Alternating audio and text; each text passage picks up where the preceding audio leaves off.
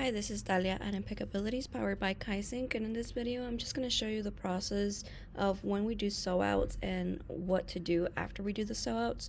So the first thing we do is we grab to see what kind of garment we used to do the sewout. So in this case it's a sport tech color navy. So we do have a reference sheet that we included all the garments that we have up on our wall and what logo we sewed on there, and then we started making notes on what we used as the backer.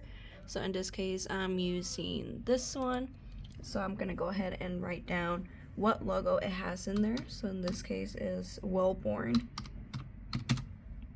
Garage, and then what company it belongs to, and this is A1 Garage, and this is a left chest design. And then we used let me see,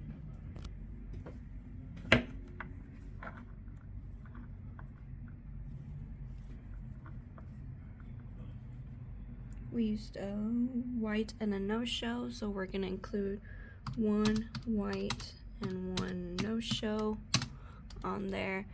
So next time we have encounter this design, we just look back to our reference sheet and we can see that we use one white, one no-show for this particular design. Thank you.